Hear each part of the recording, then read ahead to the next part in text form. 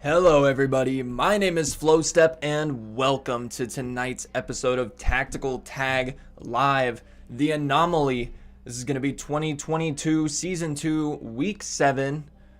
Does Team Deathmatch start to bore you? What if there was a random anomaly affecting the players on the field? Get too close and death might ensure. Or you could gain a perk such as double damage or double health. Perhaps having your team control the center area will give them an advantage in this game. This upcoming Anomaly mode is going to be very exciting. None of the players have played this in a league format yet.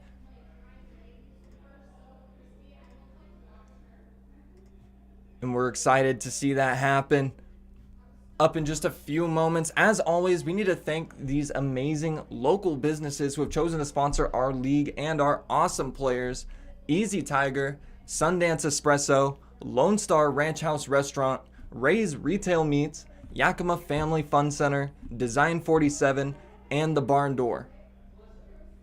Again, thank you so much for making this an awesome environment for the players and helping us provide awesome content for our viewers.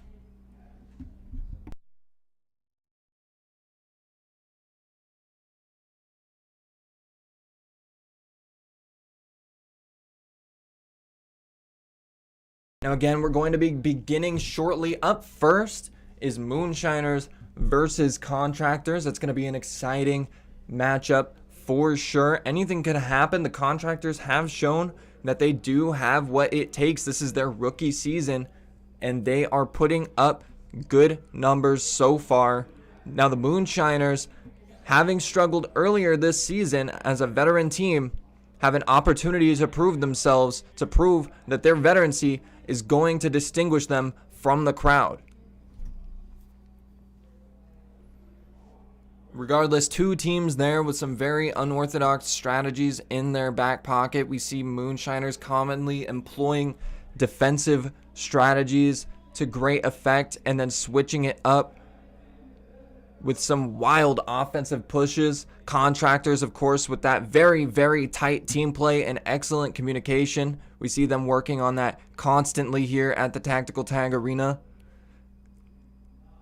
Now after that, at 7 p.m. for our second match of the evening, we have Bad Batch versus Infra-Red. This is going to be an exciting one. Two veteran teams, extremely high skill players involved in this matchup. Bad Batch, definitely a force to be reckoned with. Infra-Red as well. It's going to be exciting. We'll see if Bad Batch are able to take the match over Infra-Red. Infra-Red, of course, being the dominant force in the league this season. It's going to be an exciting matchup for sure. We'll see if Bad Batch is able to take a win.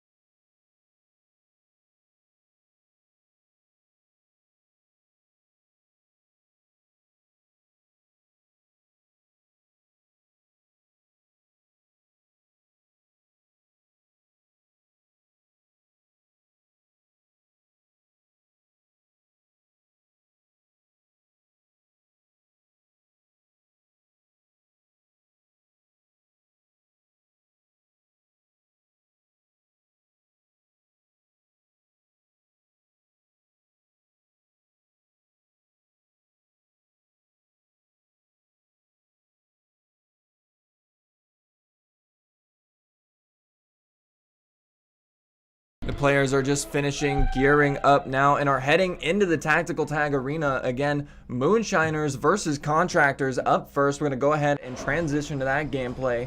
On the left-hand side, you have Mr. Moon, and on the right-hand side, I believe that is Cornelius there. I watch to see how far I'm running around. I doubt it'll track very well. We're going to find out and get that straightened out on the display in just a few moments. Until then, just a few seconds until the match starts and the Moonshiners and Contractors are going to get into it. Give us just a few moments to fix that heads-up display there with the names.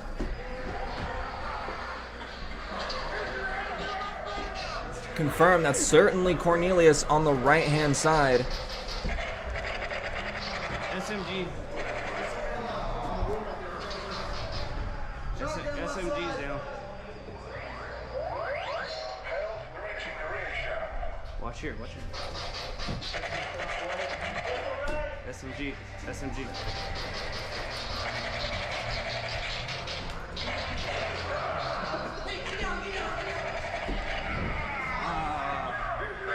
I shouldn't have went in. That's so scary.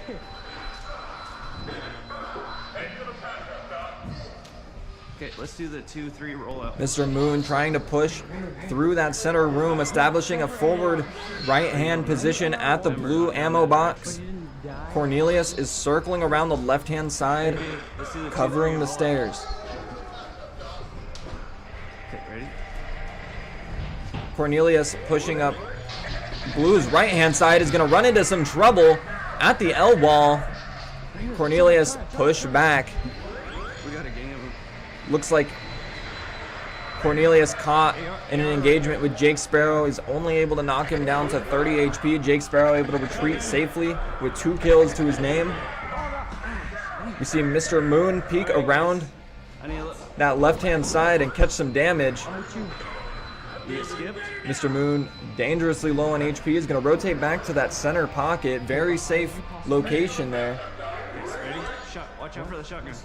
Yeah. Hey, clear this guy out. Right side, go back. Oh, he's going down. Over on the contractor side, Cornelius pushing back enemies from that right side L wall. Cornelius charging through an enemy push and running them all down with one hand on the submachine gun. Cornelius able to snag a ton of damage there, and the teammates come through with the cleanup. Contractors regrouping. Moonshiners with a lead, but it's not that much as we approach the halfway point of the round.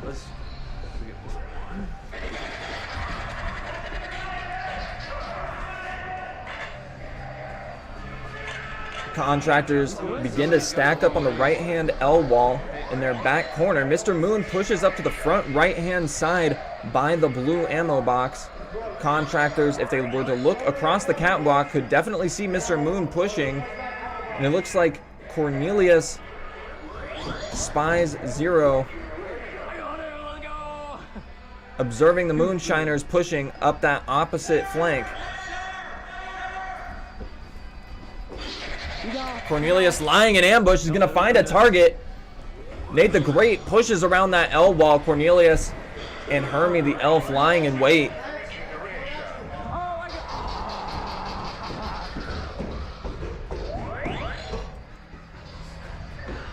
Mr. Moon eliminated in that engagement, rotating back to spawn.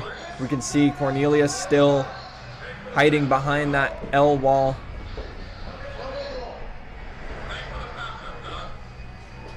In the corner by the blue stairs. Mr. Moon eyeing that location, knows that there is danger there. Mr. Moon sees somebody behind the wall by the back left green stairs and jumps to engage, but is quickly gunned down.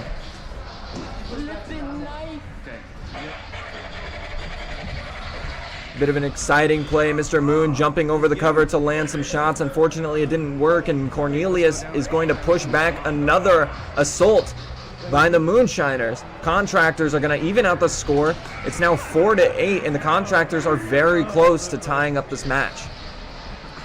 Just barely entering into the back half. Moonshiners able to snag a couple more kills, are widening that kill gap. One fight, though, and the Contractors could have it. But things are looking grim. All Contractors eliminated at the same time. They're going to respawn now. Cornelius opting to respawn downstairs. You're going to see a push on the right-hand side. Mr. Moon remaining upstairs. Cornelius engaging a target, grabbing ammo at the same time, and still eliminating his target. Or maybe not. CERN just barely escaping with 25 HP, but that was a brilliant play by Cornelius. Unfortunately, it didn't work out there. I can't clear out the ammo can. The pistol's just guarding it down there.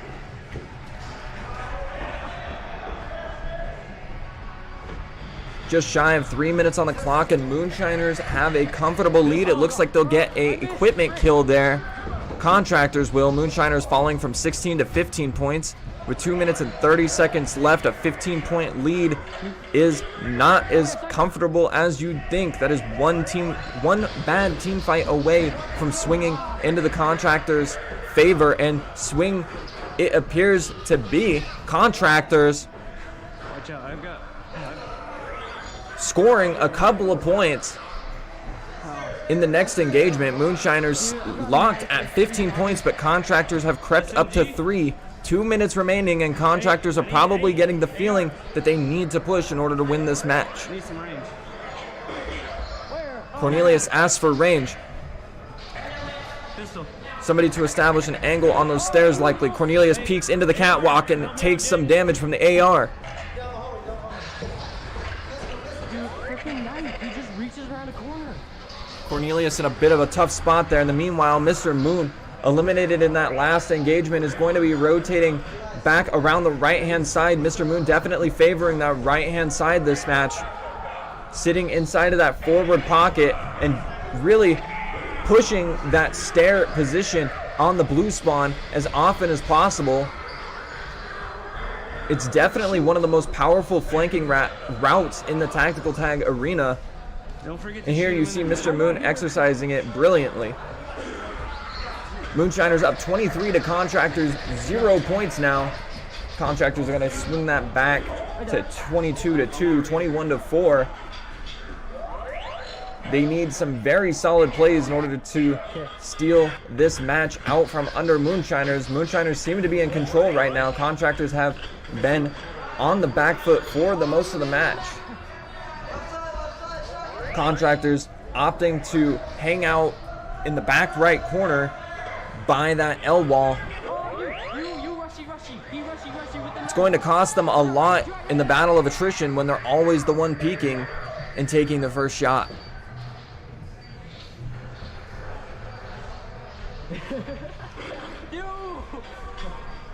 Mr. Moon showing some initiative, posting up on the spawn there, applying tremendous pressure, but is knifed by Floor Slayer. That knife comes around the wall and sends Mr. Moon back across the arena. Oh, missed me.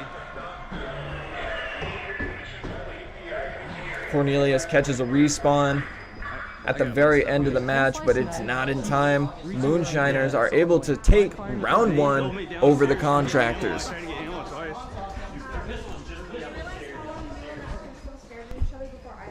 Now 23 to 3 is not I was just goofing around. a superbly comfortable lead.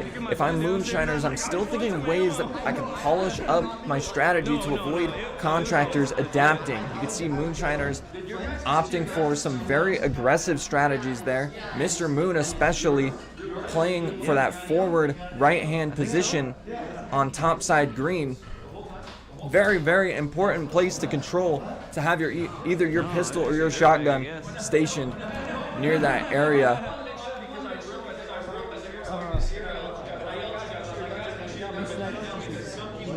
Moonshiners able to establish zone of control over the upstairs and lock Contractors in their spawn or in that back right L wall. We'll see how Contractors adapt in just a few moments. Again, thank you for checking out the stream. If you like what you are seeing, drop a like, a comment, or a subscription. It really does help us out.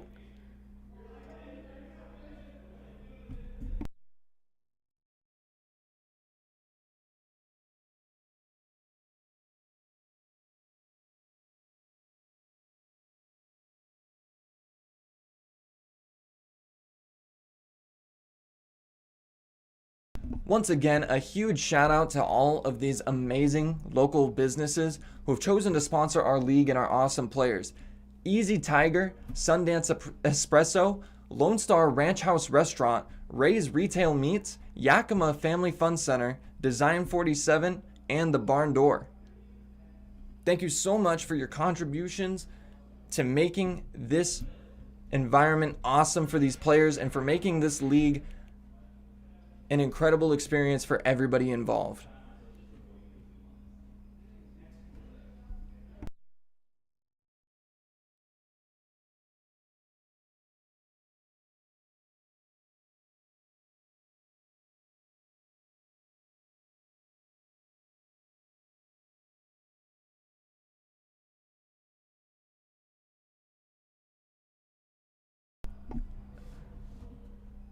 Again, a huge shout out and a huge thank you to all of those local businesses on screen. Now give it up for Moonshiners and Contractors beginning round 2 of the Team Deathmatch.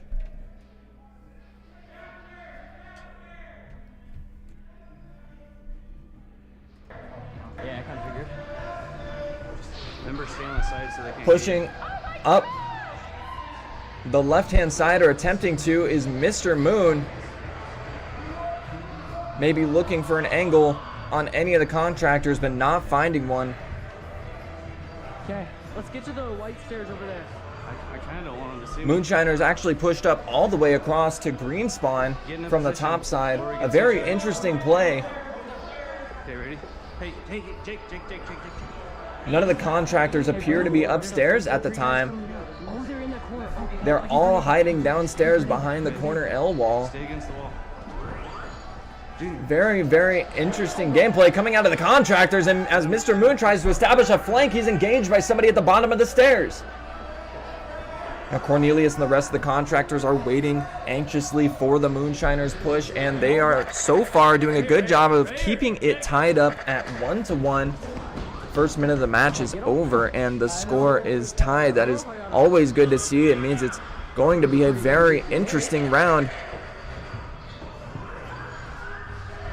The players opting to play the battle of attrition for the longer game. It's always a spectacle, and you can see Cornelius and other members of Moonshiners pushing Mr. Moon back up those stairs. Mr. Moon in a great deal of peril if he chooses to remain. Watch your head. But the Moonshiners are inching out just a little bit further than Contractors on the scoreboard. Maintaining a 5-point lead, 6-point lead to Contractors' -1 points. They're going to widen that by 3. Moonshiners scoring another kill. 0 sent back to spawn, unfortunately. You can see Cornelius hiding behind the L wall with one other member of Contractors and sent back by a very dangerous flank. Mr. Moon is pushed up and bullying the Contractors downstairs. Unfortunately, most of them had to rotate back to the spawn, either too damaged or fully out of HP. A brilliant play by the Moonshiners, and they are going to steal a lead. Cornelius calling out the assault, who happens to be on the far side of the downstairs area. Cornelius and the rest of the Contractors pushing up the left-hand side. You can see their excellent teamwork, how coordinated their stack is. That is a wall of lasers. You cannot step into that hallway without taking some damage, and the Contractors know it. They're just trying to maintain that angle, completely denying the Moonshiners any kind of offensive play. The action happening right here outside of the casting booth, ladies and gentlemen. We can see the players fighting from inside of the casting booth, and fight they do. Mr. Moon pushed back around the barrels, is dueling it out with a pistol player, Zero. Zero, extremely flighty, is going to run around using that extremely fast regen to heal. Cornelius catching Mr. Moon out. Lasers down that helmet. Mr. Moon sent back to the respawn. Cornelius snagging a kill there. It's going to be the first kill this round, and Contractors are going to need a few more if they're going to win. We are entering the back half of this Team Deathmatch now. Now you can watch Cornelius crouching behind the barrels, find some trouble. This is like the worst wall to be on. Right, AR is right down that hole.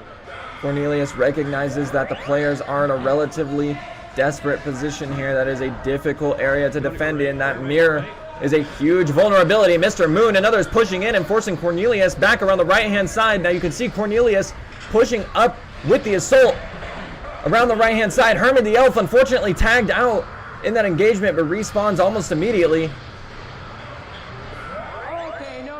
Cornelius posted forward on the right-hand side, outside of Moonshiner's spawn, likely healing before an engagement, is going to take some pot shots at Mr. Moon, rotating back to spawn. It looks like Mr. Moon was already eliminated, so unfortunately, no points there. Moonshiners up 19 to -1. We're going to look over at Mr. Moon's camera as he respawns and circles around the right-hand side, passing Nate the Great, establishing control over that ammo box and eyeballing that area where the Contractors were defending. But the Contractors have already moved on. They've rotated around the far side of the downstairs area, and Mr. Moon now realizes they're being flanked. Moonshiners are in a dangerous position here, pinched between the Contractors and the Contractors' spawn point. Moonshiners have no way to safety. Mr. Moon is in trouble, rotates back with 10 health, barely catching a heal. Nate the Great and Mr. Moon circling back around the Jeep. Things are dangerous. Contractors are pushing them. They're running as fast as they can, but you can't run faster than a laser, Mr. Moon. Mr. Moon circles back to spawn and catches a respawn. He's looking for revenge. He pushes down the Contractors. Herman the Elf shoved back to spawn. Floor Slayer goes for the knife on Mr. Moon and gets it. Apparently eliminated himself. A lot of excitement there in the downstairs area. Awesome to watch the players use that. It's a much more open environment. Definitely room for movement. Now we've got a minute 30 left in this match, and Contractors are behind in round 2. Moonshiners did take round 1, so they're looking for a 2-0 scoreboard here, and Contractors are looking to prevent that, but they're running out of time. Is that sniper? You can see Mr. Moon taking a hit on the right-hand side, or on the left-hand side. Watching that right side flank, takes a shotgun blast. Already healing it off, though. Now the Contractors are posted up behind the Jeep on the right-hand side. They're going to push counterclockwise around the arena, and Mr. Moon are pushing clockwise directly into their push, and that is not good. Contractors are running into some trouble at the onset of their push, but Contractors do stack up in a superior fashion, and you can see them push down the Moonshiners. Mr. Moon forced back to spawn nearly, but he's going to catch a kill before rotating back. Mr. Moon doing a great job of dishing out some damage, making great use of that oversized health bar provided to the shotgun, and Moonshiners are going to take this match. With only 15 seconds left, there's nothing the Contractors can do. Moonshiners asserting their dominance, pinning the Contractors down in spawn during the last seconds of the match. Top Gun and Floor Slayer are going to go down.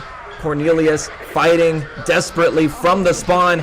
The Contractors aiming from all windows, but the time is up, and the Contractors are down. 3 to Moonshiners, 26. Moonshiners are going to take round 2, and we are going to progress to the Anomaly round in just a few short moments.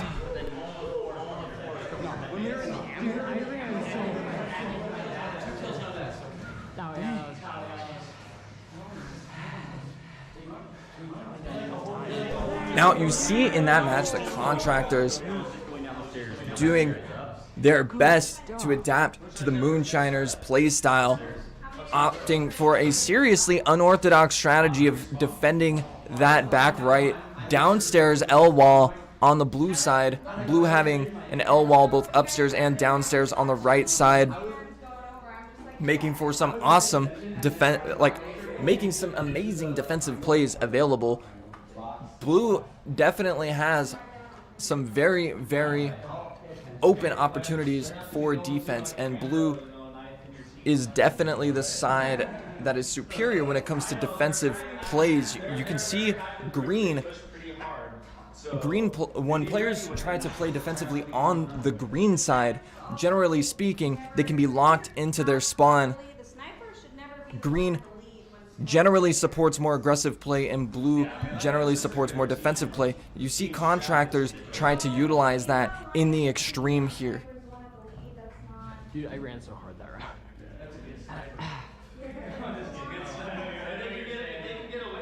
Now with a strategy that unorthodox, there are bound to run into some issues. And Moonshiners were able to find the weakness in their strategy and exploit it, picking them off at range and winning that battle of attrition over time, eventually forcing the Contractors back into the downstairs spawn. We can see towards the end there they were defending that back left corner. It's a very, very vulnerable position if you're a green team. That's not where you want to find yourself. There's a mirror there that the shots can definitely bounce off of, and that can cause some trouble.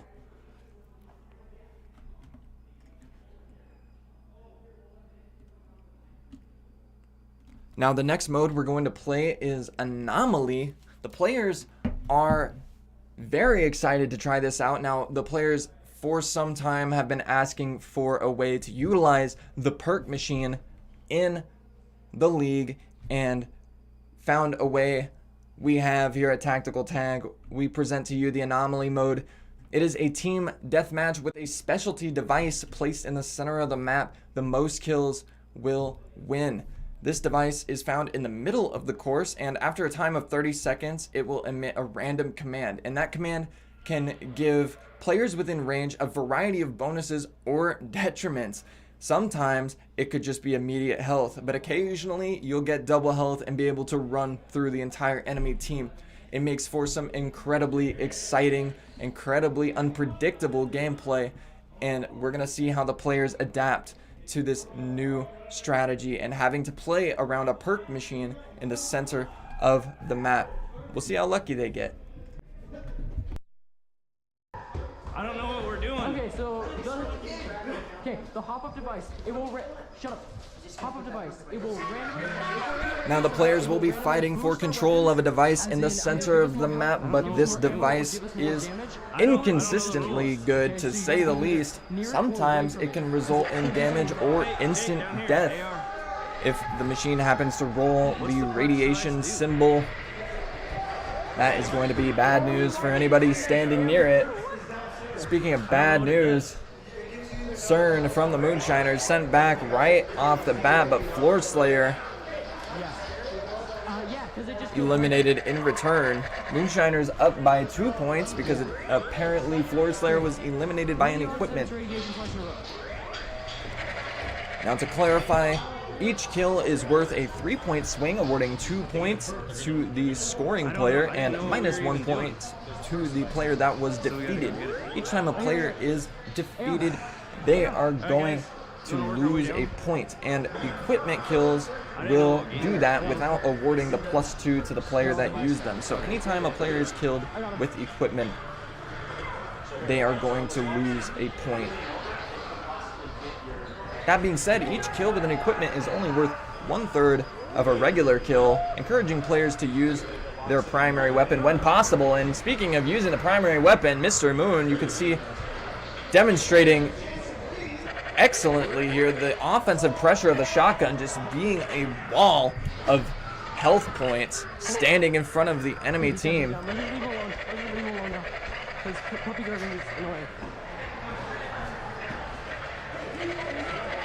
Moonshiners push all the way up to blue spawn downstairs and now maintaining a defensive position behind that L wall. They're going to rotate all the way back to spawn. It looks like Mr. Moon does in fact need to respawn. Oh, shoot. 3 players dead simultaneously. That can only mean the grenade, but we'll find out in the interview. Oh, you gotta hang out right here. Let's say. Switching focus over to Cornelius here on the top side, you can see Cornelius is holding that catwalk down. The league admin watching him get eliminated by a member of Moonshiners. Cornelius unfortunately sent back, but this game is much closer. Contractors have 3 points to Moonshiners 8 points, and there's still 5 minutes and 20 seconds left. Anything could happen. Contractors have opted to continue playing upstairs. We don't know how many players are playing downstairs for the power-up, and Cornelius running into some trouble in spawn. Nate the Great sprints in, brilliantly gunning down Cornelius when he least expects it, but Cornelius is able to catch a respawn and circle around and eliminate Mr. Moon. Nate the Great is pushed down around the wall too. Cornelius is unstoppable.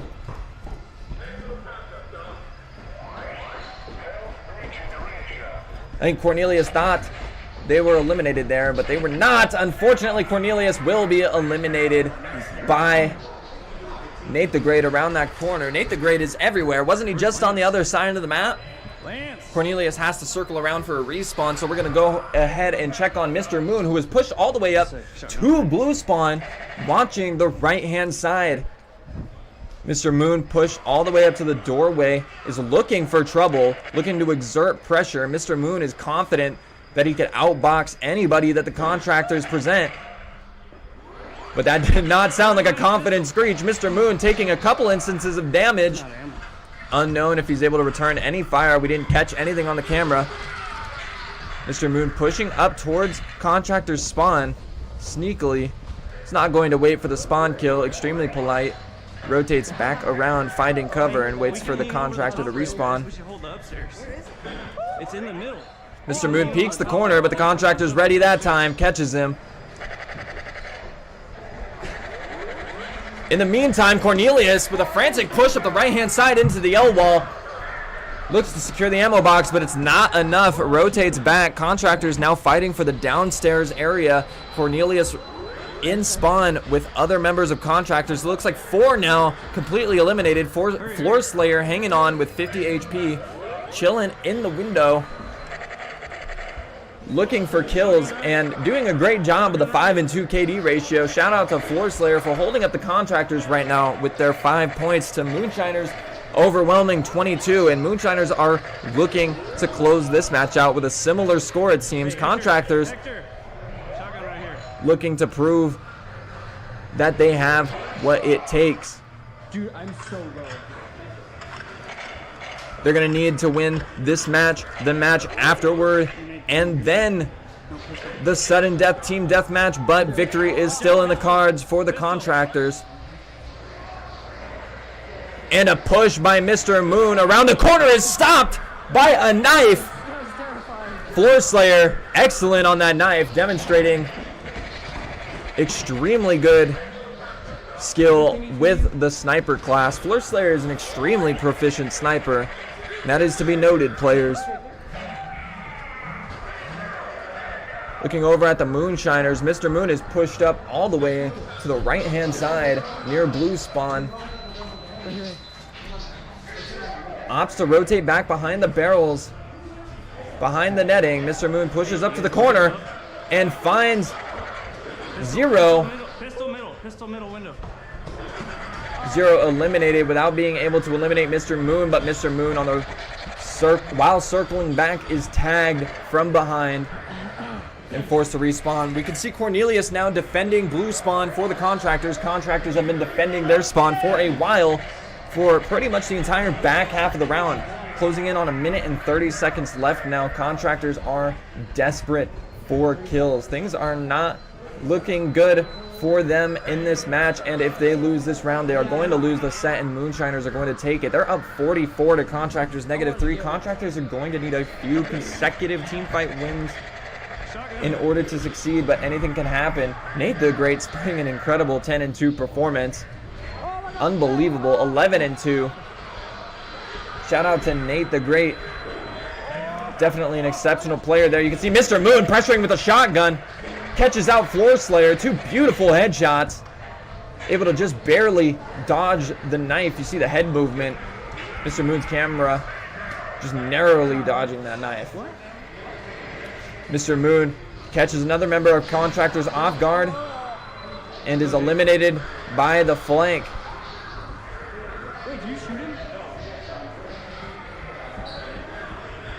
Now, Mr. Moon, while not sporting an exceptional KD ratio here, 6 and 5 is still very good. You can see just how effective being present as the shotgun player is, and just being a nuisance and sporting that massive HP and using it to make beneficial trades. You can see Mr. Moon utilizing his mobility exceptionally here.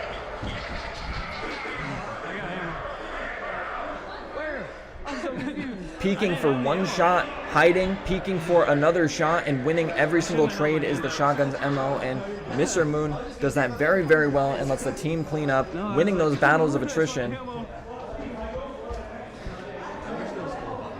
Cornelius with some brilliant pushes this game as well, but unfortunately it wasn't enough. Moonshiners are going to beat Contractors 62 to -10 in round 3, and Moonshiners are going to take the set. Now, the players are going to play one more round for the purposes of record keeping.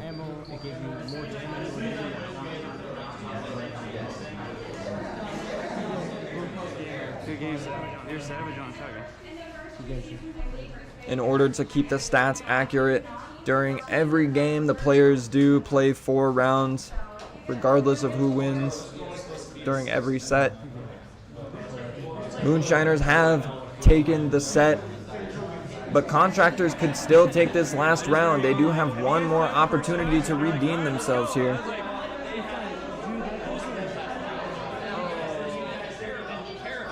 I was like, I understand, but I didn't know the scenario.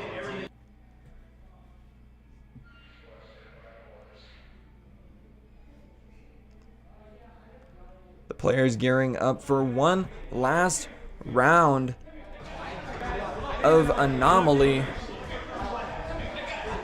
Again, this is a team deathmatch with a specialty device placed in the center of the map, of the arena. It counts as a perk device.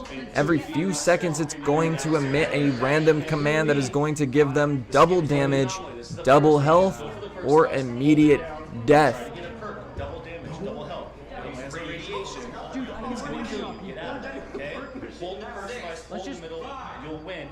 Perks.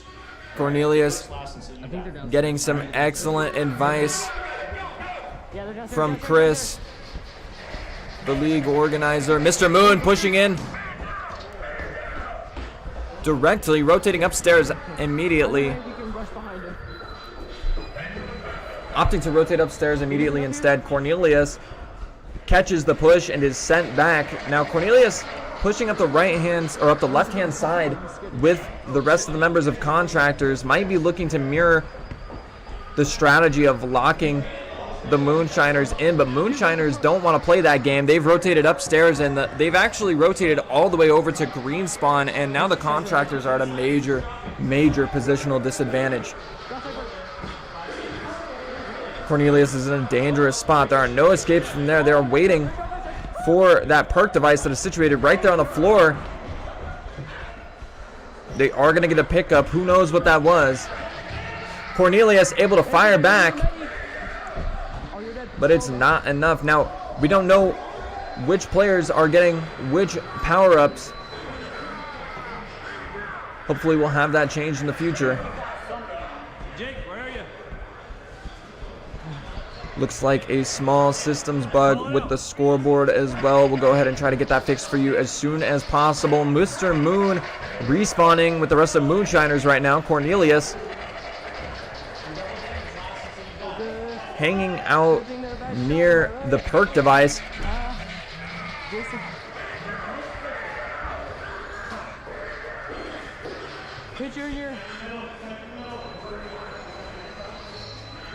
Cornelius sent back to spawn again. Mr. Moon pushing up the right-hand side.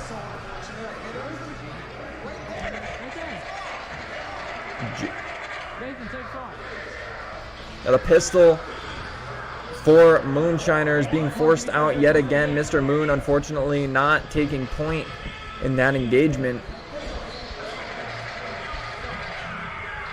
And the pistol's going to suffer for it, but Mr. Moon is there to hold that forward objective. Contractors are controlling that perk device and are winning so far. Ah, kill me now.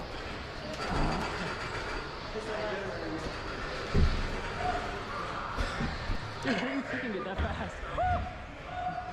Oh, sniper!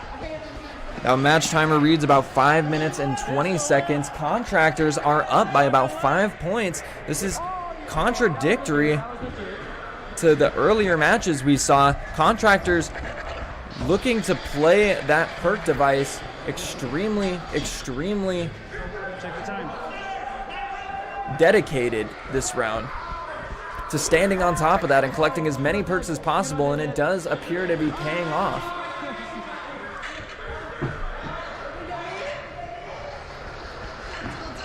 Jake the Snake holding down that center window. I think we're losing. Or, sorry, Jake Sparrow holding down that center window for Moonshiners. Sniper left. Aiming to keep that perk device held down. Wait for me, wait for me. Let's go, let's go. Let's go. Cornelius is going to circle up the left-hand side and is not going to find a kill. Nothing is going to come up of that engagement. But Cornelius does seem to have positional control over the perk device for the time being. Moonshiners are in a bit of trouble here. Contractors are holding it down. Right here, right here.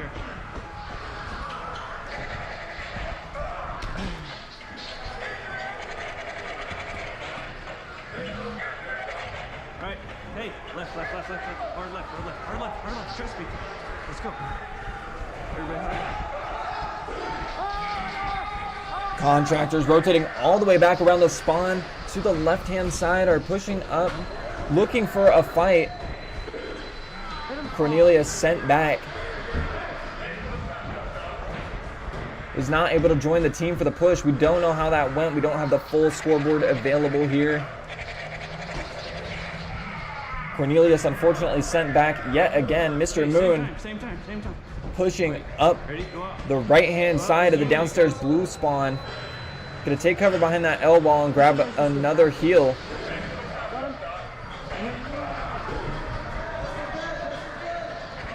Shotgun left.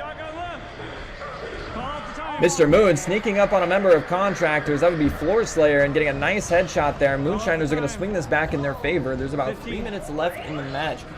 Contractors, while early on were able to establish a lead, are seeming to falter now. Cornelius definitely has control over that perk machine. We're going to see how often they're able to proc it. Cornelius fighting for the perk machine now. Every time. Appears to trade. Cornelius sent back, but holding control of that device is paramount to victory. Contractors seem to see this now, and by holding control over the center of the map, they are looking to win this using the unique advantages provided to them by the mode. Ammo upstairs. AR. Left side. Right side.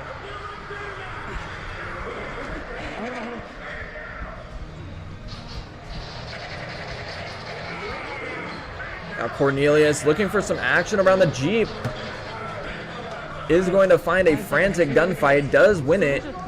Rotates back to the spawn and circles around to the perk machine. Is ready to take it for the Moonshiners. There are 3 waiting, but the Moonshiners are likely powered up already, and the Contractors are fighting an uphill battle. They are forced back by the Moonshiners. Heavy right. Moonshiners now up 43 to Contractors 16 points. This is a dangerous situation for the Contractors to be in. There are only 1 minute and 20 seconds left, and it is honestly still anybody's game. The Contractors only need a couple more good team fights, and they could steal those back if they keep playing that perk machine like they've been. But Cornelius, rotating back out from spawn right now, is immediately facing resistance. You can see multiple members of Contractors are damaged now, and as Cornelius pushes in towards the stairs, Cornelius is sent back.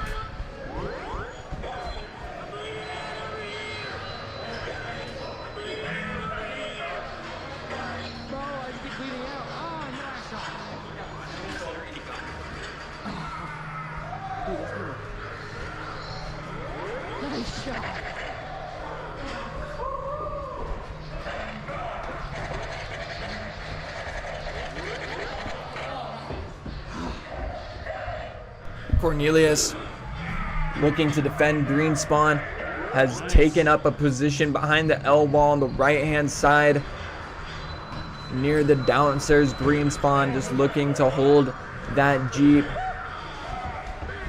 Stairwell, green stairwell.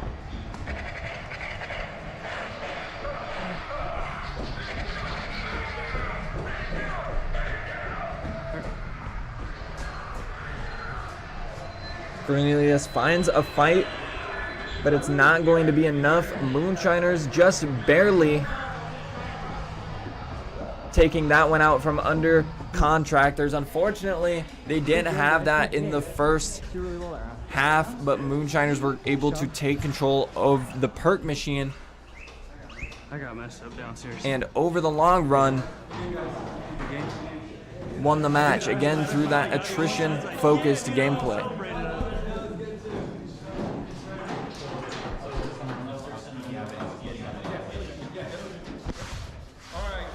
Can I turn it off?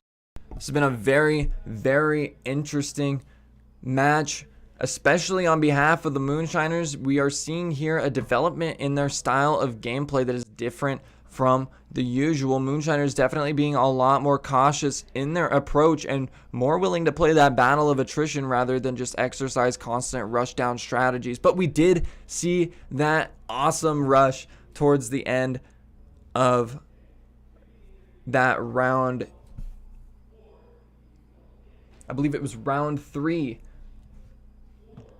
Mr. Moon and Nate the Great charged through Contractors' defenses, rotating all the way around the map, and attracted the whole team, kiting them back to their spawn.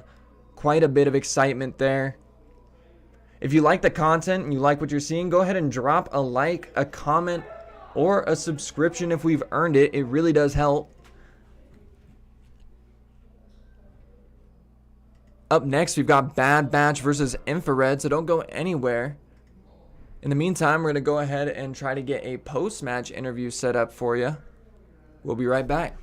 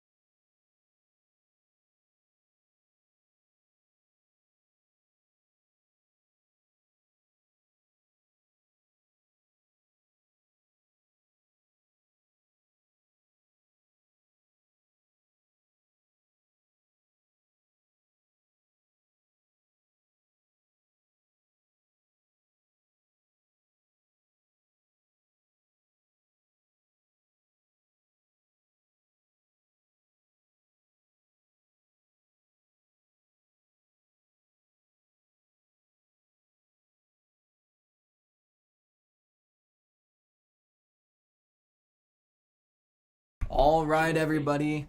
Joining me right now is 2 of the members of Moonshiners. I am joined by CERN and Mr. Moon. I'm going to go ahead and conduct our post-match interview now. Thanks for joining us, guys. How do you feel about that round? Or that whole match? That was awesome. Yeah, I felt pretty good. I wasn't doing amazing. Like, I had pretty low scores the whole time, but it felt nice because I was holding points with teammates and stuff like that. Exactly, and that's something that we definitely see a lot of emphasis of in your style of gameplay is pushing up and applying the pressure with the shotgun and just being that meat shield for your team and just exercising that zone of control. It's about being the tip of the spear. We see that quite often with you. This round or this set, we saw a lot of times you would push up forward from the green side to all the way to the blue side doorway near their spawn on that right-hand side there behind that wall. That is obviously a very, very powerful forward position. What's your thinking going into the round, like knowing that that's the position that you want to play for? I just wanted to have fun and really push in hard because it's really enjoyable when you've got guys coming from absolutely everywhere. Just being able to take shots constantly and do as good as you can. Yeah, for sure. And I mean, that was certainly some fun gameplay. You guys held them down with that pressure, locked them in their spawn for the vast majority of the game. CERN, let's talk about your assault gameplay. But that was an impressive display. But we didn't get to see you on camera much like we did with Mr. Moon. So let's tell us about your game there. What are your immediate thoughts? Mostly to go and hold mid as much as possible because I've got pretty good range at that point there. And with him pushing up so dang close, I was able to pretty much get a shot on anybody I had a choice for. Right. There were a lot of like slim angles that I was just hoping to get some hits on, man. It was hard. It was real hard. I didn't play my best, but we definitely had a good time. There was some teamwork for sure. Oh, yeah. Oh, and they have some great teamwork, too. A big shout-out. Contractors, their teamwork is fantastic. Their coordination, every single time on their pushes, they're stacked up. It is trouble. When you're running into one contractor, you're running into more contractors. Oh, yeah. They're all together. Yeah. I really thought that they beat us on that last round. I was very surprised when they didn't. And that's a great segue, so let's move into that. In that last round, the power-ups, we can talk about that for a moment in just a second, but during that last round, you guys were down during the first half, and then somewhere between the 5 and 4 minute mark-ish, you're able to swing that back just a little bit, and then you took, by about 3 minutes remaining, you had the same lead that you had in prior games. What was the change in strategy between the beginning of that final round and the end of that final round? I think honestly we had a sniper directly above that point there, and that put so much pressure on them. They really couldn't get past that midway point because of him. He was just getting the perks over and over again because it reaches that height, surprisingly. And so with him holding that, we were able to pretty much just jump back and forth between lanes. But they were rolling us at first. yeah, that was a scary beginning of that round. Yeah, definitely, and they received some coaching right before the match to play for that perk machine more. You really saw that there. It looks like we have another match about to begin here, so we're gonna have to wrap this up very quickly. It looks like Infra-Red versus Bad Batch is beginning here in just a few moments. Is there anything you guys would like to add before we finish up this interview? Nerf the knife. Nerf the knife. Shout out to Floor Slayer for some awesome knife gameplay. Excellent job, and a huge shout out to the Contractors. You guys are great sports, and we hope to see you next week. Alrighty.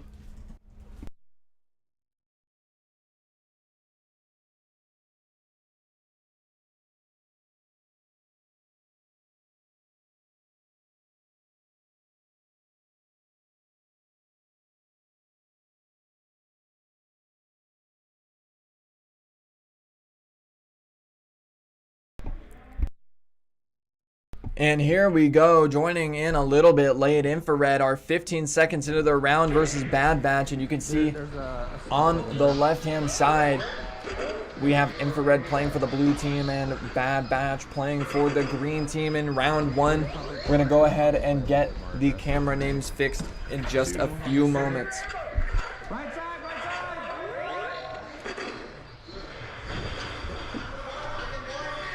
Shoot, right side.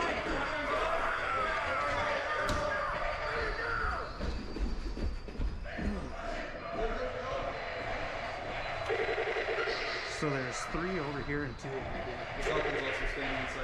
That's definitely Fear on the left-hand side there. Holding down that center room as Fear is known to do.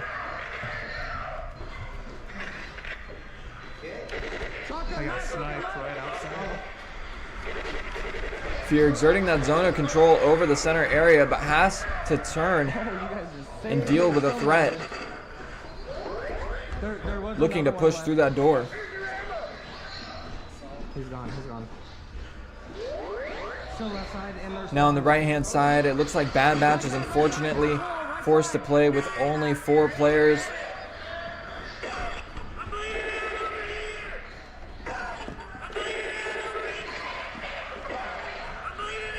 Stoner Dylan Left side, left side. on the assault. Left side, close. There's another one over there. Half wall. Shit.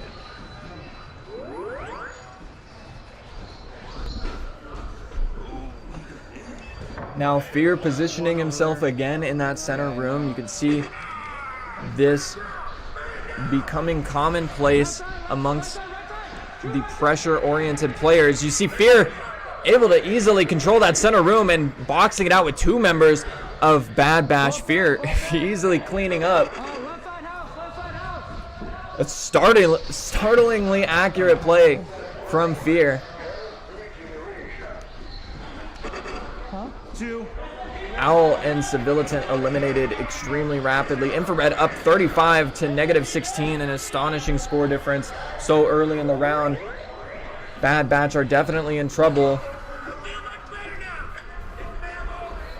Bum Bucket sporting the only kill for the team. Now, unfortunately for Bad Batch, they are playing 1 player down. That is a significant disadvantage, and it looks like they are also playing with a substitute, so only 3 players from the original team.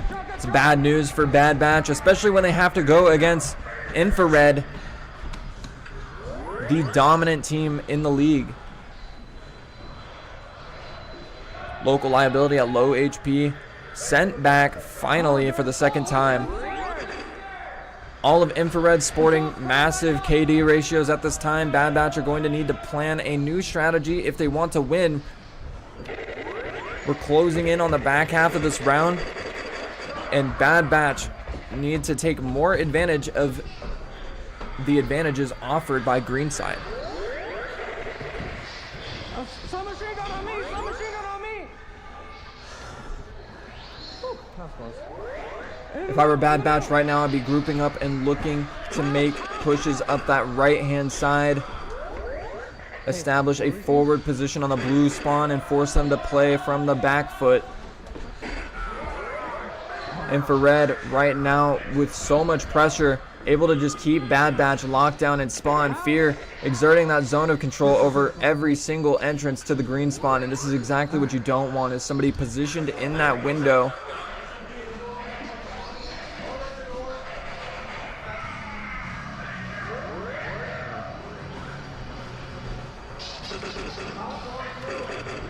Stoner Dylan putting lots of damage on target. 3 pushing into to Infra-Red. Fear observes the push from across the catwalk. Stoner Dylan able to force at least 1 back before being sent back himself. Stoner Dylan, Civilitant, and Bum Bucket all eliminated in that push. It is just not working for Bad Batch at this moment. Infra-Red has them almost completely locked in spawn. Bad Batch with just a little bit more cohesion could organize some kind of devastating push, but they have a lot of work to do to catch up to Infra-Red here. Gavin is me, it's sporting a frightening 10-1 KD ratio.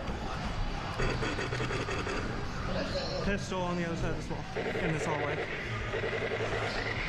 Unfortunate situation for Bad Batch here. 1 player down, 1 substitute locked in spawn, down by nearly 60 points with 2 minutes to go. Things are looking very grim. So grim that Fear's camera decided to give up on us. Looking over at Stoner Dylan now. Wedging himself between the corner and the door. That is a difficult spot to defend from, but so is just about every spawn location or spawn peak from green.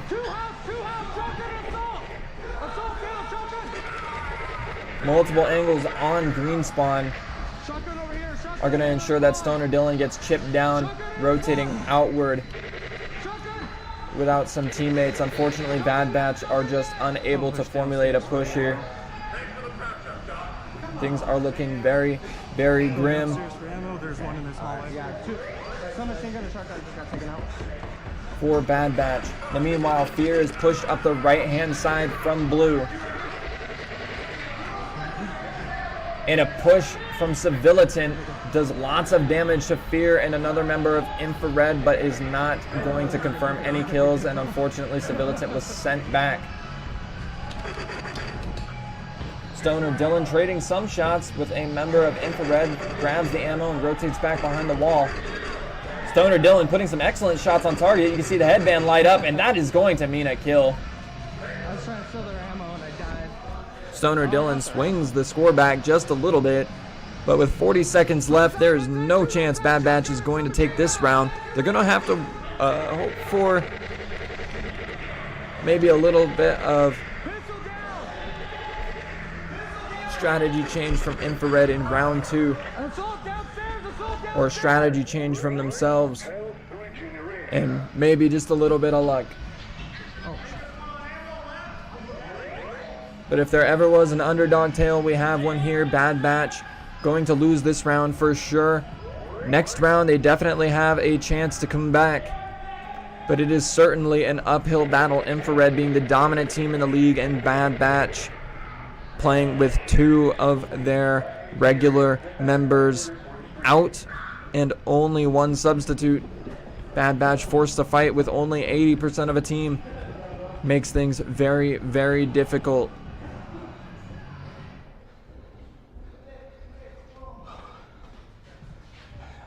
Again, a huge shout out to Bad Batch for showing up and playing regardless of their situation.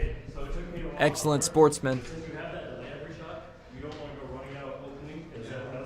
I realized that halfway through the game. So you want to say you either want to run with a pistol or your SMG, so they say however you cover your place.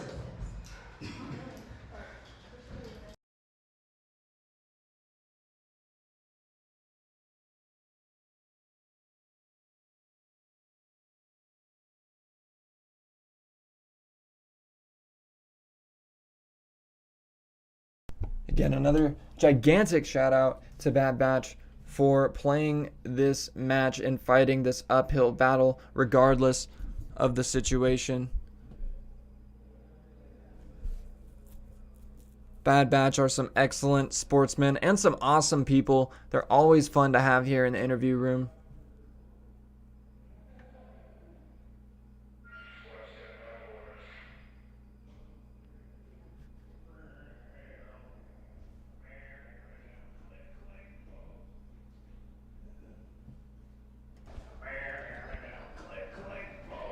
And with just 20 seconds into the next round, Bad Batch definitely have some work to do. Now, Stoner Dylan's camera is out for the time being. We're going to see about getting that fixed. Right, what stairs you want? What stairs works best for you? Any one but the middle. Okay, that's fine. I would just pick a side, it doesn't matter. So I know they like to hide in their spawn. So if we get them from the sides. I'll go left. Left.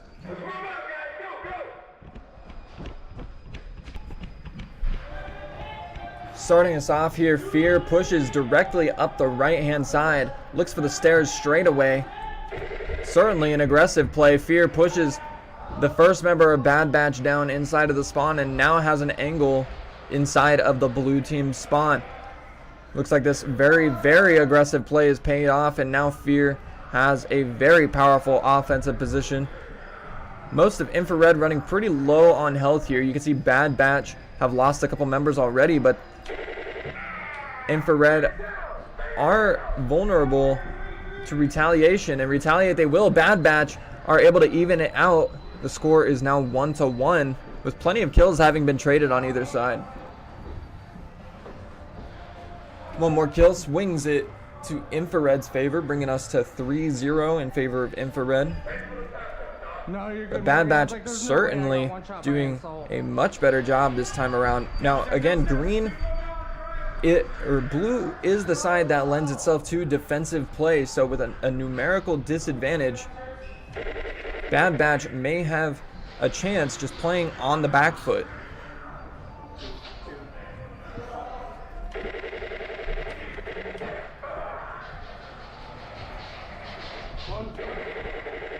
He's weak, he's weak. Fear trying to push into that blue stairwell. pushing from green side all the way to the back left corner Watch from behind, watch from behind. with multiple members of Infra-Red. You can also see I Am Groot over there waiting with the pistol and the med kit to assist the push.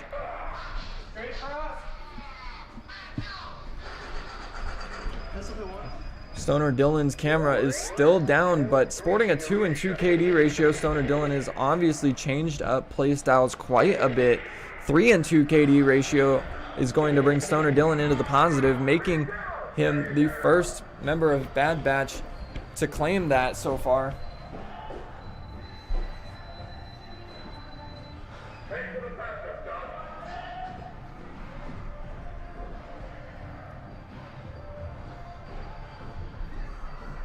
And it definitely seems like this round Infra-Red is being tested a little bit more. Team Deathmatch number 2. Now if Infra-Red wins this, that would put them at 2-0, and Bad Batch would need 3 consecutive wins to make a comeback. We've seen it happen before, and Bad Batch could certainly pull it off here. But it's going to take a gigantic change in strategy. But anything could happen. We'll see how the players treat the Anomaly in the Anomaly round. It's certainly a gigantic advantage to be holding that center position in rounds 3 and 4. More on that later. In the meantime, Fear making some callouts while pushing back downstairs after respawning. Looking for some cheeky angles. You can see the camera tilted upwards. Fear with the eyes on the second floor.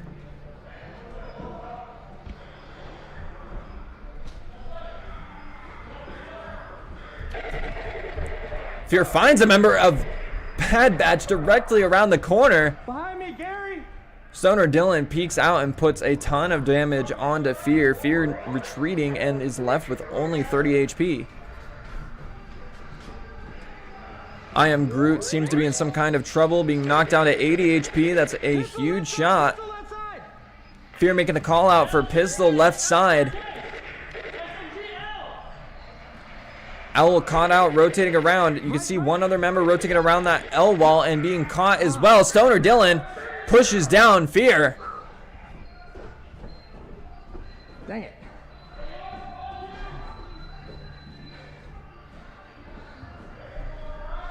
Fear finally sent back after a rampage.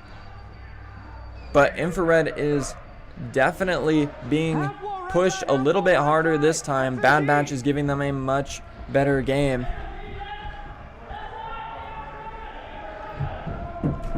Bad Batch unfortunately playing with one member down, 2 members down technically, and 1 substitute.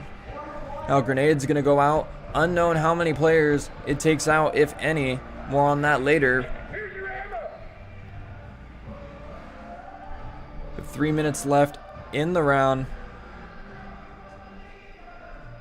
Bad Batch have a lot of work to do to make a comeback.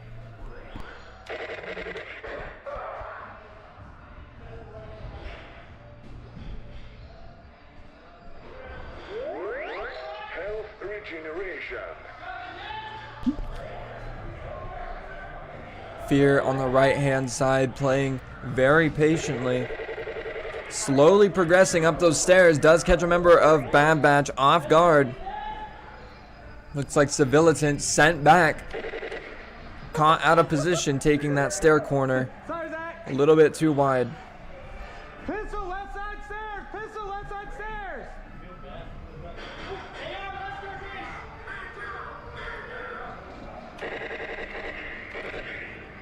Unfortunately, Stoner Dylan's camera is still down. We're going to have that fixed by the next round, hopefully. Approaching the 2-minute warning here for the second round of Team Deathmatch. It's not match point, but this is certainly an important round.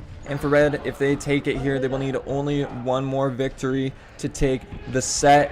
Bad Batch need to take this win in order to tie things up.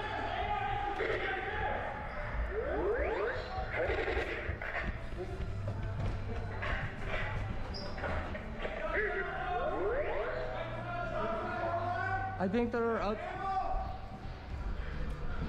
Now the format here at Tactical Tag is 2 Team Deathmatch. 2 alternate mode, and then 1 sudden death team deathmatch. Sets are played best of 5 and at least 4 rounds.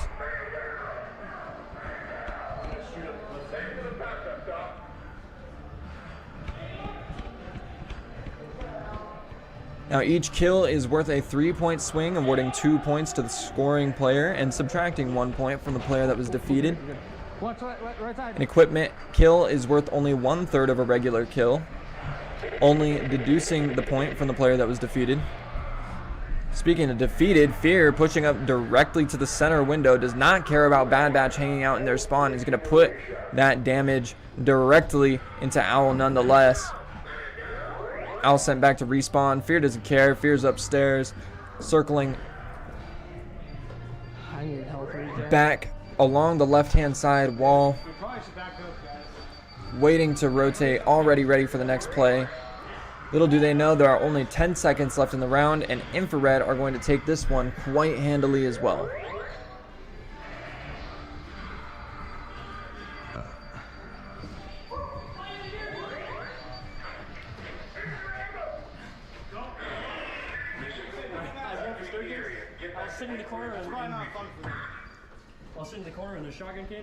Now, interestingly, Bad Batch were definitely able to hold it down a lot better on the blue side that round.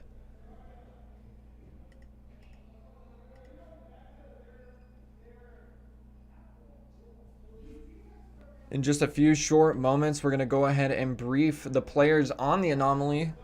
We're going to go ahead and go over the rules ourselves as well. So don't go anywhere. We will be right back. Again, if you like the content and you like what you're seeing, drop a like, a comment, or a subscription if we've earned it. It really does help out a lot. If you want to get involved, check us out at tacticaltag.com or Tactical Tag Yakima on Facebook or YouTube.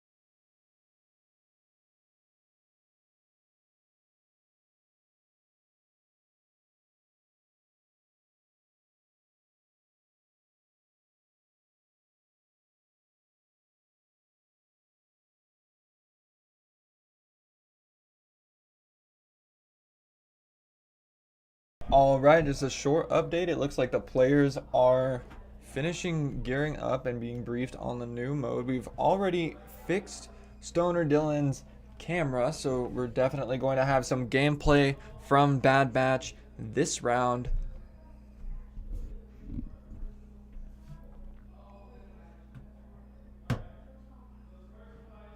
Don't go anywhere. We'll be right back.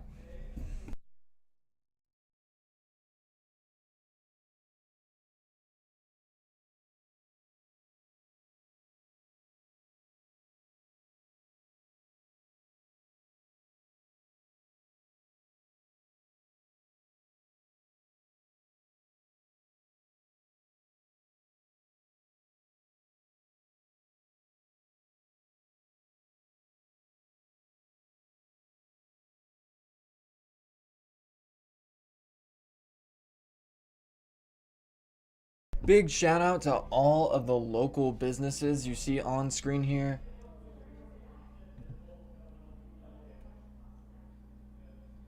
Their contributions make sure that we can keep this an awesome and competitive and exciting environment for our players. Again, a huge shout out to any of the local businesses you see on screen here. Definitely look them up.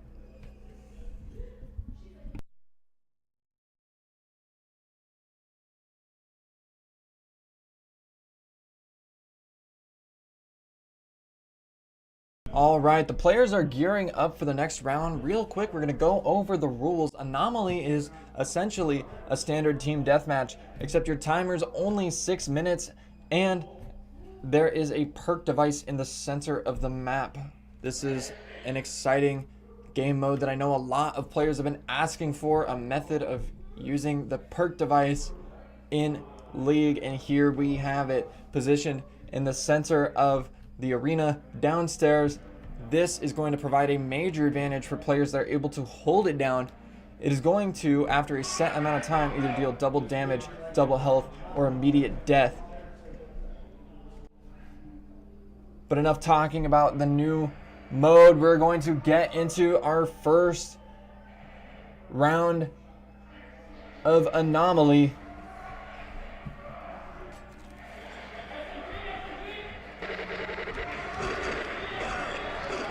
Stoner Dylan downstairs looking to hold the center. Is posted up on that L wall. Has a nice line of sight across the Jeep.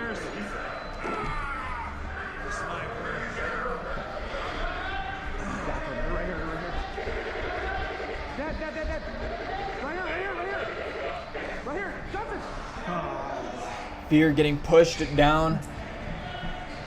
Just barely missed it. By a member of Bad Batch. Bad Batch are off to a solid start now. Yeah, after we all Up died, 8 points to Infra-Red's 2 points. Bad Batch spawning on blue side downstairs are going to have a small advantage in this going left side. mode for certain, but they need everything they can get because they've been playing at a disadvantage the entire set. Again, fighting with 80% of a team is very, very difficult. Bad Batch fighting without their sniper, without that range pressure. Nonetheless, they have enough pressure to keep Infra-Red off the perk device.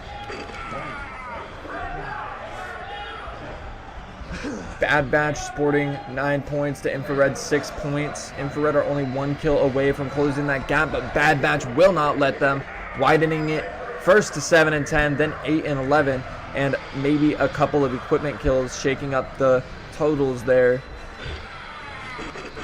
Infra-Red fire back with a couple kills of their own, up to 9 and 12. Stoner Dylan rotating around the back wall at blue side, looking for an angle, doesn't find one. Pre-fires the corner, charging around behind the barrels. Is assaulted from a different angle. It looks like battling it out with Fear. You can see on Fear's camera, Fear takes some damage but rotates around to the center stairwell. Stoner Dylan sent back to respawn. Catches the respawn, posts up behind the barrels. And not finding any action, opts to rotate upstairs away from the perk device. It could be a solid strategy to have somebody posted up there guarding. Meanwhile, Fear sitting near the perk device, holding down those lockers. That is a very powerful offensive position. Green Teams definitely need to take note of that in the future. We have seen other teams utilize that position to an amount of success for sure. Now Stoner Dylan upstairs holding that ammo box is going to collect that ammo, and it is open season. Turns the corner and sees multiple members of Infra-Red just spraying and doing as much damage as possible. Stoner Dylan able to find himself at least another kill before two members of Infra-Red charge up the stairs, and you can see on Fear's cam, too much trouble for Bad Batch. Fear pushing up the stairs with another member, but doesn't fully commit to the push. Apparently Bad Batch's defense was enough to scare off Fear and the other member of Infra-Red that was pushing. Stoner Dylan looking for the sniper, but gets the knife instead. Unfortunate, and Stoner Dylan is going to rotate back to the upstairs respawn. Fear running a little bit low on HP,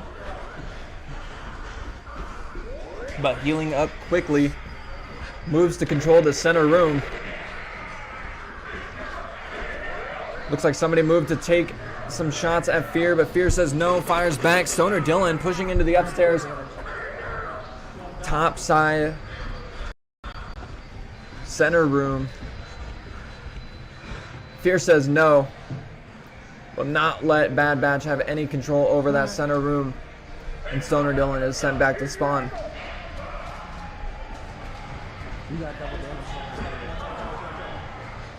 Fear and I Am Groot pushing shoulder to shoulder up the right hand side and finds trouble.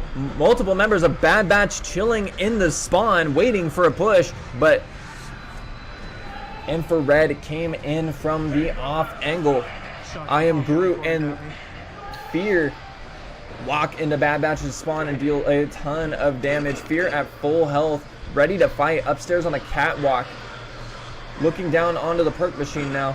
We're 2 minutes and 30 seconds left in this match, just barely passing the halfway point. Keep in mind, this is a short 6-minute round. And Infra-Red are sporting a comfortable lead. Again, Gavin is Meat showing us that they are definitely not restraining themselves at all. 4 players or not, Infra-Red are giving them everything they have. Gavin is Meat with an 11-1 KD ratio.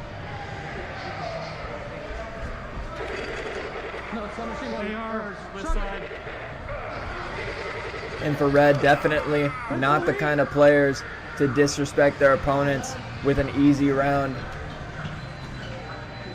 Infra-Red are going to give it all they got till the end, sporting a gigantic lead of 57 to -6. If they take this round, Infra-Red are going to win the set.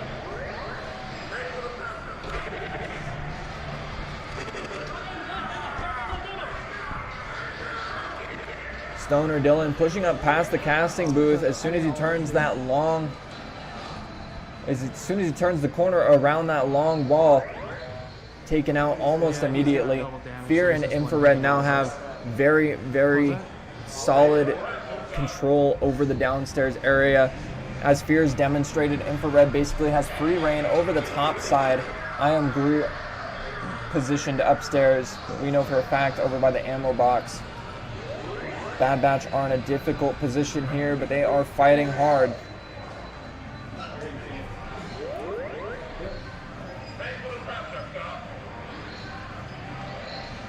Fear rotates back upstairs, joining I Am Groot at the ammo box.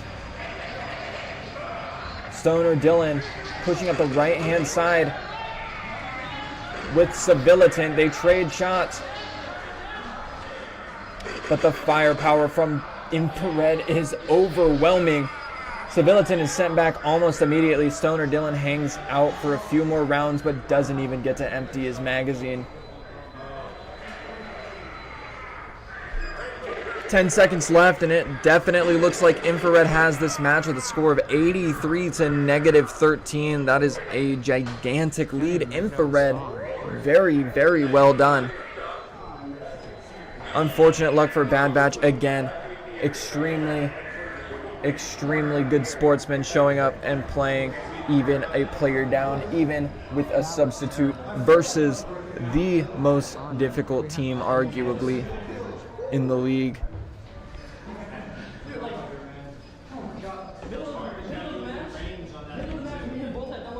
Well, the thing is that you don't need them. The only thing you need is double health. I didn't get any first. That is the third round, ladies and gentlemen. 83 points to Infra-Red to Bad Batch's -13. That is a gigantic victory for Infra-Red.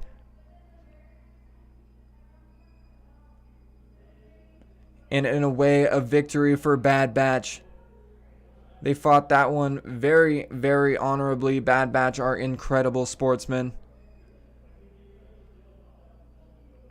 But there is still one more round to play. Infra-Red and Bad Batch are going to play one more exhibition round for the books.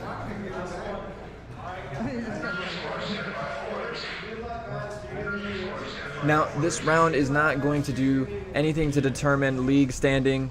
This is strictly for stat tracking and record keeping purposes.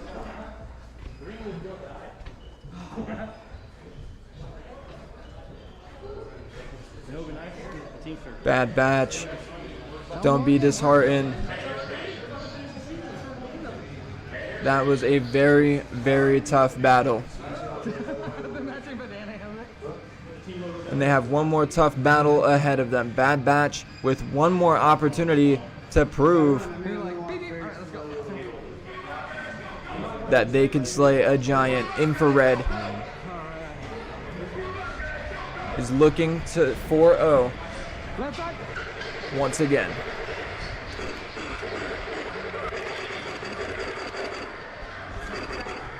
They're still coming around this wall. I overheated, so I was like, I'm gonna go hide.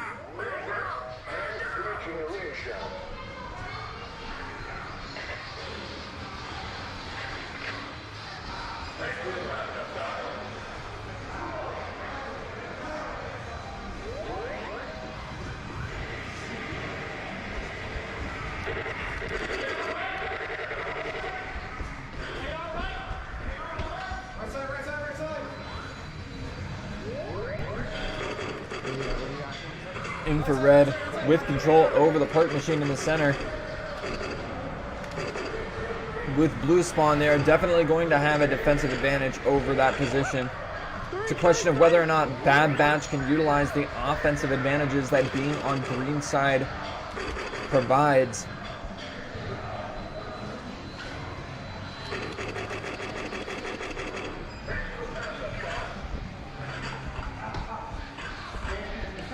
We will see. Now, as opposed to the 6-minute team deathmatch 17-16. Right side. that was supposed to be played for Anomaly, it appears the players are playing 8-minute rounds. So we are now with 6 minutes and 20 seconds remaining in this round, and Infra-Red maybe not with as comfortable a lead as they'd like. They're leading only 18-0, which is a relatively significant lead. But Infra-Red are not comfortable staying here. 17.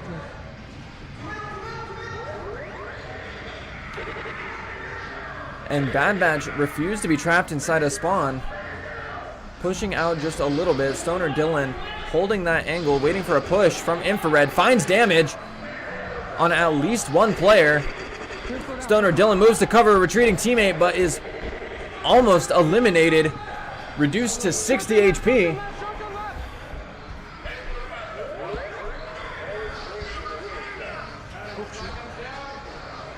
Oh, not going that way.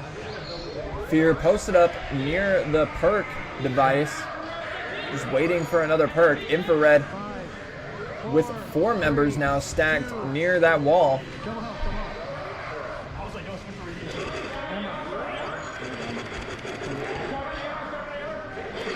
Stoner Dylan pushing around the left-hand side.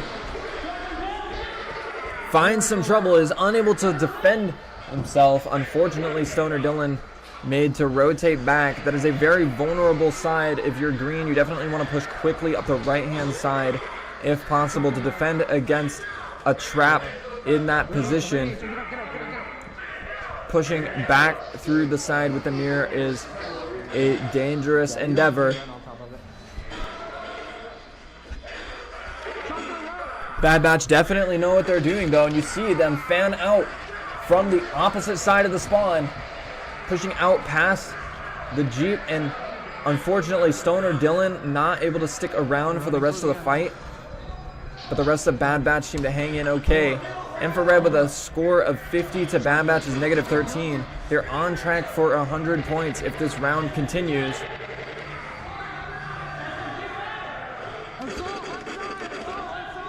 Bad Batch are doing everything they can.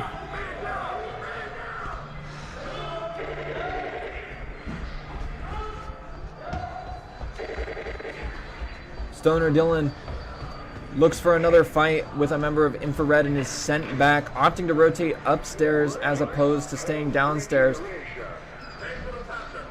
However, Fear lies in wait, chilling in the center room upstairs, again exercising that zone of control, and as Stoner Dylan peeks past the door, Fear quickly eliminates him.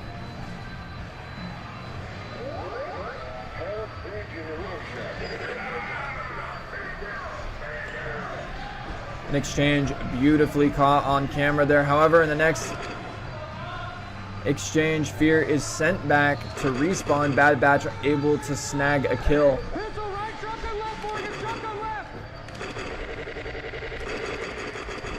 A shout out over to Bum Bucket for Bad Batch, playing 6 to 9. Sporting the best KD on the team, acting as the tip of the spear, playing the shotgun class.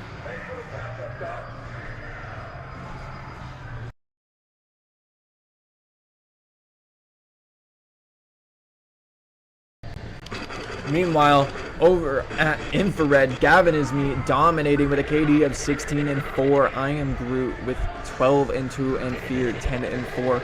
Infra-Red playing at their peak,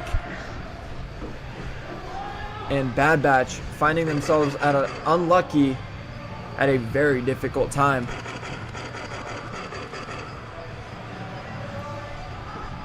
Unfortunately, that's pretty much the story of this match. Bad Batch unable to provide 5 players versus one of the most difficult teams in the league. This is definitely the anticipated outcome, but anything could have happened, and Bad Batch are excellent sportsmen for taking this match.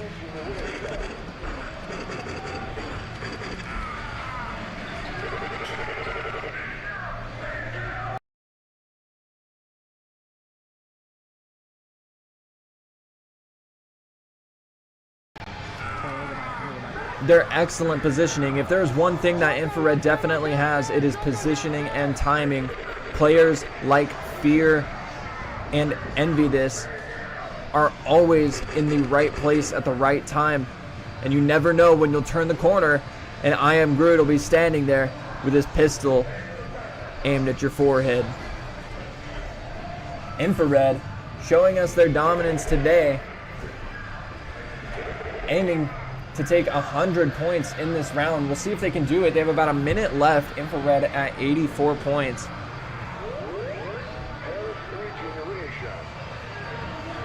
Looking at Stoner Dylan holding down that center wall, or holding down that center room from the right side wall. Engages with somebody at range. The assault rifle is excellent for that. We don't know if Stoner Dylan got the kill, but Stoner Dylan is up to 7 kills from 6. So presumably so. Bad Batch able to fire back at the last second, getting some points, pushing Infra-Red back down to the sub 80. We'll see if Bad Batch can finish this round in the positive. Each kill is going to net them 2 points, each death -1. They have 10 seconds left. Stoner Dylan turns the wall and trades. Gavin is me and Stoner Dylan shooting at each other at exactly the same time, both being sent back to spawn, and that is going to be the end of the round. Infra-Red versus Bad Batch. GG. Thank you, Morgan. I wasn't gonna push. Can you push it? Again, not enough props for Bad Batch. A huge shout out to the team that shows up when the odds are stacked against them and puts on a show. And a huge shout out to Infra-Red for giving us some awesome content.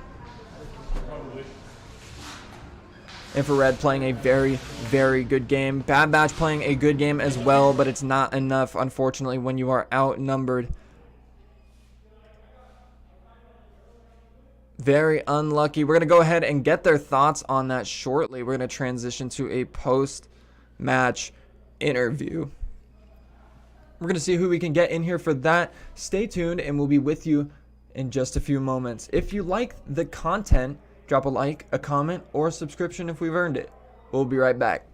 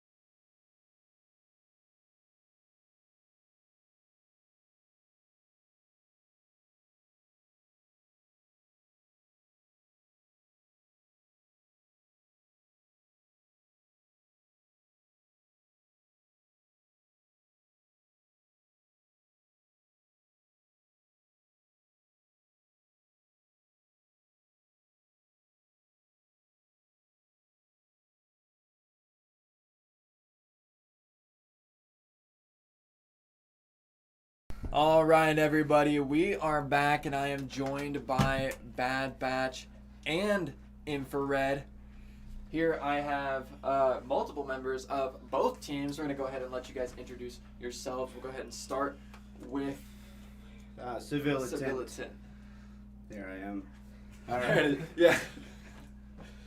And I'm Stoner Dylan. Local liability. Envy this. And Fear.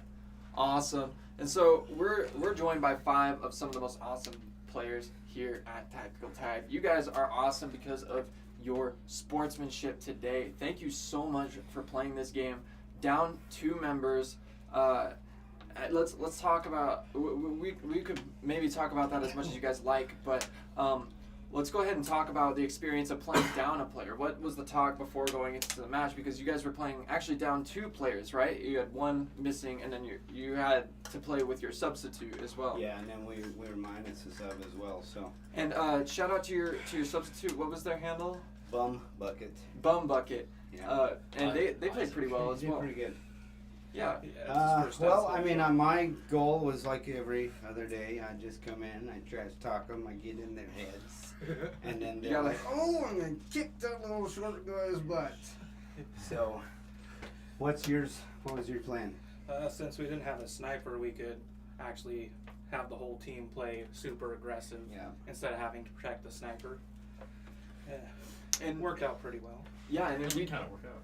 We definitely saw on the blue team, when you guys were able to play on the blue side, playing from the back foot is generally easier on the blue side, I think, and so your strategy worked. I think both times you had a chance to play on the blue side, you were off to an early lead at the beginning. Yeah.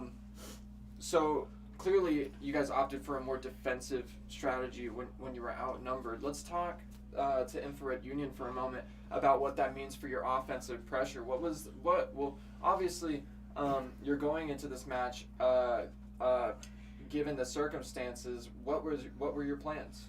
Well, every time we play Bad Batch, I look forward to killing their team captain, Nug, but we're going to call him out because he let him down. He went to California on vacation like a lame-o. Unfortunate, and it's always good to have Nug here in the Tactical Tag Arena.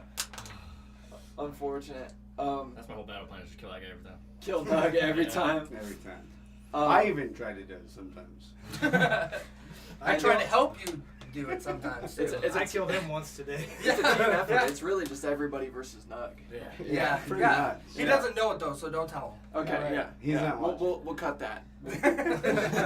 So yeah, We put won't cut that. put in there that we put nice things about. Marin's him. good. Marin's good too. Guy. Marin's good too. Marin's good on the sniper. She's always causing trouble. Huge shout out to Envy this on the sniper, pivoting from the pistol. You do such an awesome job.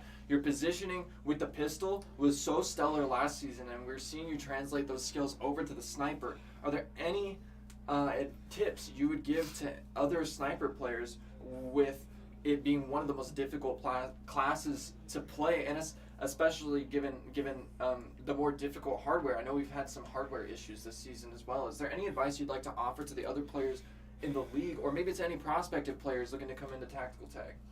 I would just say come in, learn your lines. I mean, if you can see them before they can see you, I think that's the biggest thing, because if you do get hit as a sniper, you do have that hesitation where you cannot shoot, you can't do anything. So make sure you check out your lines and where you can see them. I mean, there's a couple times I think I got you coming out of spawn. You got me a lot of times tonight. So I was like, I felt like I would move out, get back, but one of the team death matches, me and Justin started down here, and we split the staircases. I came to this one, and it was Gary, I think, and Isaac, their shotgun, and I blasted up the stairs once and missed, and I just see Isaac die, which could only be from you cross map the other way. Yeah. So did you see me die on the other side from the sniper shot from this one? I was trying to get well, Gary. he's standing there, and I was But like, he didn't. I actually got him. Gary on got that me. He one. chased me down. Yeah, because when I was on the don't right take side, that from me. I seen your guys' pistol, and I'm like, okay. And then you came around the spawn, I'm like, okay, and I instantly died. I was like, there's no way you killed me instantly at max health. Yeah. So. I want to also give props to you guys. They didn't use their knife or their grenade. I understand. yeah. Yeah. wow. I So left that was my cool. knife down here the whole That was last good. round. Good sport And from their Chip on grenade that. was just off or dead, so I just put mine away. So that was nice. Awesome. Again, some excellent sportsmanship from the players here at Tactical Tag, and that segues again into something I wanted to touch on. Everybody here is an awesome sportsman. Thank you so much for coming in and being awesome players. And I say this and I genuinely mean it. It's a pleasure to have every single one of you guys here. So thank you so much for being awesome and for helping keep this league alive, and you guys are great. Is there anything you'd like to add before we close out this interview? Shout out Gilbert Gottfried. Shout out. I mean, Oh, the parrot from Aladdin. Yeah. Gilbert Gottfried. Yep.